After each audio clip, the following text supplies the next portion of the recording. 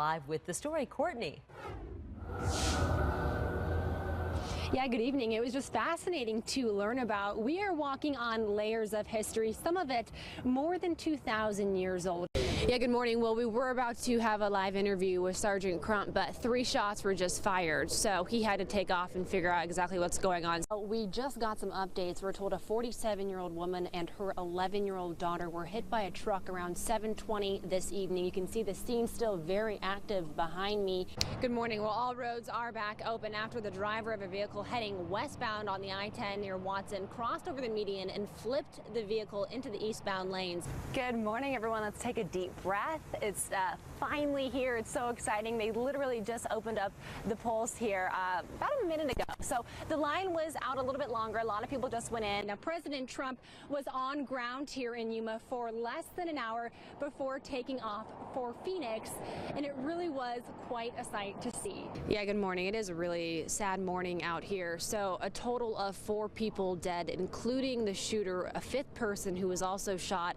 A kid, 8 to 10 years old, is at the hospital. Such a beautiful night here at Celebrity Fight Night. We spoke to a lot of celebrities and athletes who are honoring Muhammad Ali tonight. And where we're walking is where the celebrities and athletes came out to address the media. We spoke to them about some of their personal stories that they have and how they say Muhammad Ali changed their lives and so many others. So guys, just give yourself a lot of time. There's going to be a lot of traffic all throughout the day as tailgating starts at 1:30, game starts at 5:15. It's beautiful and fun. And you guys, I'm going to leave you with the snow. He can't do that. Oh, got him. This is the only shelter for evacuees. He says they're doing pretty well with supplies, but they do need a few items, which I will touch on shortly. Andrea, you're about to freak out like me. Oh, gosh. Oh, my God. Well, it was a big day in court. Defense attorney Mel McDonald, we now know, is off the case, but what we don't know is why he wanted off the case. Well, Mark, Nick Gallup says he considers himself lucky. He calls his mom his rock for helping him get through the most difficult days that followed that horrific night.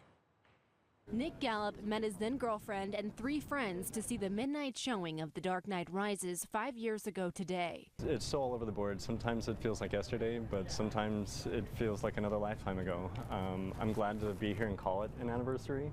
They sat in the far back row. 15 minutes into the movie, Nick heard a hissing noise. I thought it was kind of a prank or, theatrics for the movie, but I quickly realized that it was actually gunfire. He saw people being targeted as they tried escaping the theater. He decided to not run and immediately jumped in front of his girlfriend. I got down in front of her on my knees and had her behind me and squared up to Holmes directly and unfortunately watched the whole thing. I was even counting the rounds from his guns. He was grazed by a bullet. He says had the bullet gone 1/8 of an inch to his right, he wouldn't be here. It was really hot. I knew instantly that I'd got shot, and then it got really cold because of all the blood. Shortly after, he was diagnosed with PTSD and anxiety and turned to alcohol. Things went downhill real fast all at once. I lost my job, I lost my girl, I lost the house that I owned. He sought help, got a new job, and moved to Arizona 1 year ago. He radiates gratitude and kindness and advocates for protecting yourself with weapons if successfully trained. If 5 people would have had a weapon at that theater, things would have ended a lot differently than they did. So as far as gun control, the bad guys are always going to get the guns, no matter what. All it does is keep the good guys from getting them. So as far as I'm concerned, yes, I'm a big advocate on carrying guns and protecting yourself if you're comfortable doing it. Courtney Griffin, Fox 10 News. Well, Carrie and John, every day, including today, the search was suspended because of weather. But crews weren't going to give up. Once allowed, they started the search again, this time with dogs, equipment, and a helicopter to help them look for the 10th victim. And today, they believe they were successful in doing just that. That we have located remains that we believe to be involved in this tragic flooding incident. Adam Shepard, sheriff for Gila County, says they've notified the family that a body has been found and are awaiting test results to confirm if it's the 27-year-old man they've been searching for. And of course, that being our 10th victim to this situation, Hector Garnica. Over 24 agencies participated in searching over the past few days. In day 3 of the search, 130 personnel combing the area with dogs after being suspended for some time because of weather. Operations Section Chief Kugan Crothers says they were in a helicopter mapping out a search plan when crews spotted remains this afternoon. A number of us were able to look out the window and locate the body, and on the river right side, just downstream from Shoofly Wash. Once confirmed human remains, the Gila County Sheriff's Office took over the investigation and worked in conjunction with the Arizona Department of Public Safety to remove the body. The body was photographed and an investigation was conducted by the Department of Public Safety, and then there was an operation that was conducted where the crew of the DPS helicopter was able to go and capture the remains and transport them to a different facility.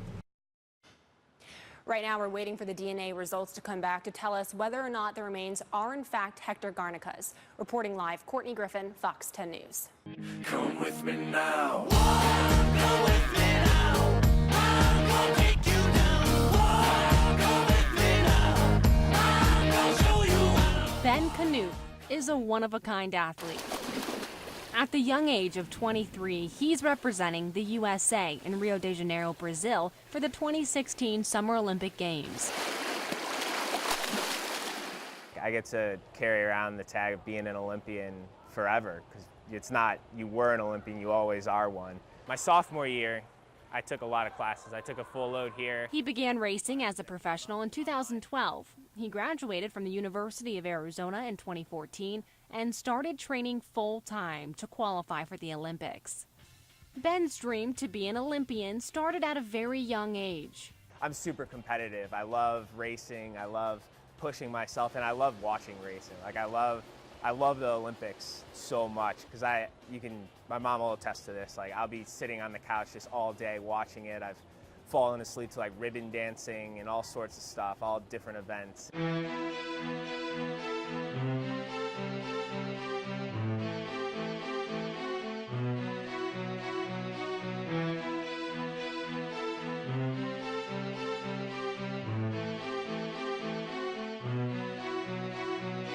He's dedicated countless hours to training and has spent a lot of time alone in the pool and on the road, working for something many only dream of.